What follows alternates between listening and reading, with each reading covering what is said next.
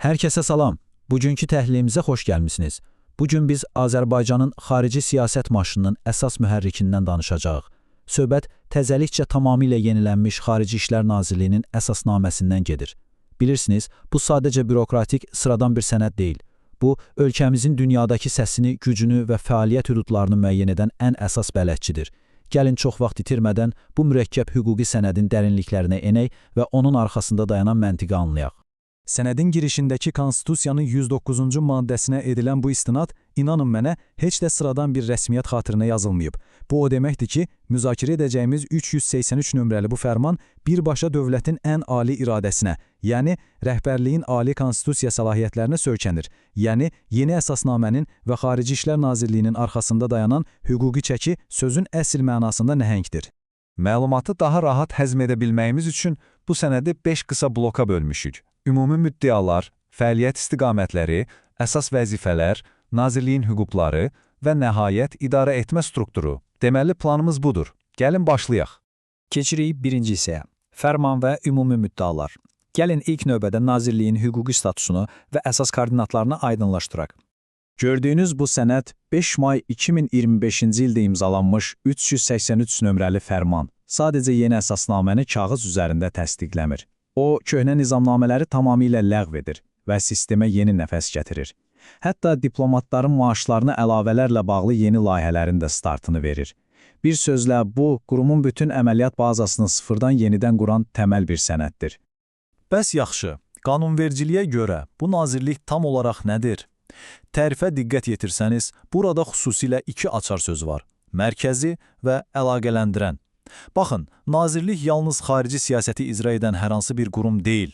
O, bütün digər dövlət orqanlarının qlobal arenadakı fəaliyyətini idarə edən və bir mərkəzdə birləşdirən ən ali icra orqanıdır. Bütün yollar məhz buradan keçir. İkinci hissə, Xarici İşlər Nazirliyinin istiqamətləri. Tərifi bildik, bəs bu mərkəzi qurumun qlobal miqyasdakı ali missiyası nədən ibarətdir? Sənəddə ən çox diqqətimi çəkən və ən güclü məqamlardan biri dövlət təhlükəsizliyi ilə diplomatiya arasındakı o qırılmaz bağdır. Təsəvvür edin, nazirliyin birinci dərəcəli istiqaməti milli təhlükəsizlik və suverenlikdir. Burada söhbət sadəcə kostyum geyinib protokol görüşləri keçirməkdən getmir. Sənəd açıq və konkret şəkildə tələb edir ki, ölkənin suverenliyi, ərazi bütövlüyü və sərhədlərinin toxunulmazlığı məhz xarici siyasət vasitələri ilə, yəni diplomatik yollarla qorunmalıdır. Diplomatiya burada sözün əsl mənasında görünməz bir ön cəbhədir. Ancaq məsələ yalnız yüksək səviyyəli dövlət siyasəti ilə bitmir, təbii ki. Bu qurumun fəaliyyəti birbaşa sizə, mənə, yəni adi insanlara da toxunur. Vətəndaş və diaspor dəstəyi missiyası sayəsində istər xaricdə təhsil alan bir tələbə olun, istərsə də orada iş quran bir sahibkar, sizin hüquqlarınızı qorumaq bu nazirliyin əsas hədəflərindən biridir. Həmçinin ölkə xaricində yaşayan milyonlarla soydaşımızla, yəni diasporla əlaqələrin inkişafı da bu siyasətin ayrılmaz, çox vacib bir parçasıdır. Gəldik üçüncü hissəyə, əsas vəzifələr və öhdəliklər.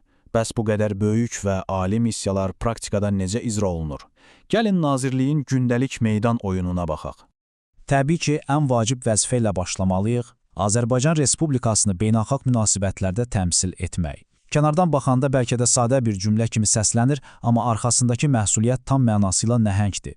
Xarici dövlətlər və qlobal təşkilatlar üçün Azərbaycanın rəsmi siması və səsi tək bir ünvandır. Məhz bu, nazirlik. Hər bir rəsmi danışıq, hər bir beynəlxalq təşəbbüs bu təmsilçilik süzgəcindən keçib dünyaya çatdırılır. Əsasnaməni vərəqlədikcə çox maraqlı və birbaşa müasir dövrün ritminə uyğun vəzifələrlə qarşılaşırıq.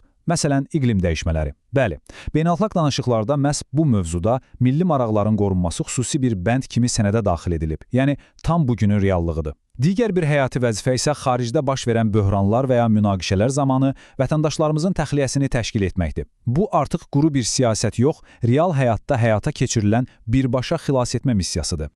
Sənədin fəlsəfəsinə dərindən baxanda onun iki fərqli kəskin istiqamətə bölündüyünü görürük. Bir tərəfdə hər kəsin bildiyi xarici diplomatiya var, xarici ölkələrlə əlaqələr, rəsmi bəyanatlar, beynəlxalq müqavilələr. Digər tərəfdə isə daxili əlaqələndirmə dayanır. Burada nazirlik az qala bir növ polis rolunu oynayır. Yəni o, daxildəki digər dövlət qurumlarının beynəlxalq aləmdə atdığı addımları izləyir, onların ümumi xarici siyasətimizə zidd olmamasını təmin edir və lazım gələrsə istiqamət verici tövsiyələr verir. Olduqca strateji bir balansdır.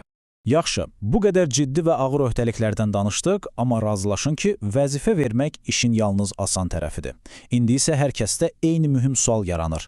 Bəs bu vəzifələri icra etmək, digər dövlət qurumlarına yön vermək üçün Nazirliyin əlində konkret olaraq hansı hüquqi alətlər, hansı hüquqlar var? Dördüncü hissəmiz elə məhz bununla bağlıdır. Nazirliyin hüquqları və səlahiyyətləri. Bu səlahiyyətlər quruma öz sözünü həm daxildə, həm də xaricdə keçirmək üçün lazım olan o qanuni gücü verir. Deməli, Nazirliyin əsl gücü onun əlindəki bu sadaladığımız alətlərdədir. Onlar hər hansı beynəlxalq təşkilata qoşulmaq və ya o müqavilədən çıxmaq barədə prezidentə birbaşa təklif verə bilərlər. Dünyanın istənilən ölkəsində yeni konsulluq açılmasını irəli sürə bilərlər. Konsul əməliyyatlarına görə rüsum tutmaq səlahiyyətləri var. Amma bilirsiniz ən diqqət çəkəni nədir? Yerli bələdiyyələrdən tutmuş digər mərkəzi dövlət orqanlarına qədər hər kəsdən xarici siyasətlə bağlı zəruri məlumatları, sənədləri tələb etmək hüquqları var. Heç bir dövlət orqanı bu məlumatı onlardan gizlədə bilməz. Bu, həqiqətən çox böyük bir səlahiyyətdir. Nəhayət gəlib çatdıq 5-ci hissəyə.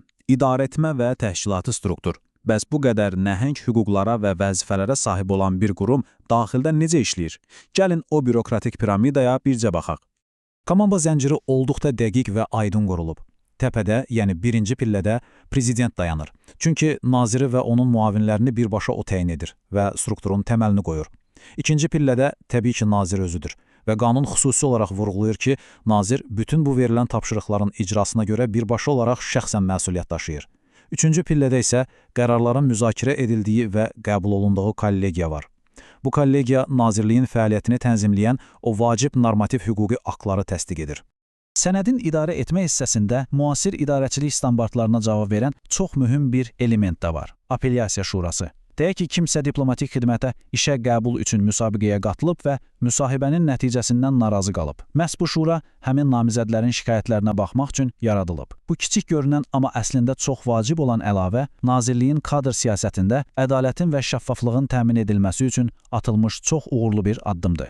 Son olaraq sənədin struktur hissəsi iki ana sütun üzərində dayanır. Birinci tərəfdə paytaxtdakı mərkəzi aparat, yəni bütün o idarə və şöbələr durur. İkinci tərəfdə isə bu siyasəti bütün dünyaya yayan, qlobal miqyasda icra edən diplomatik nümayəndəliklər və konsulluqlar şəbəkəsidir. Bütün bu böyük sistem sadəcə bu iki ayaq üzərində qüsursuz işləmək üçün dizayn edilib.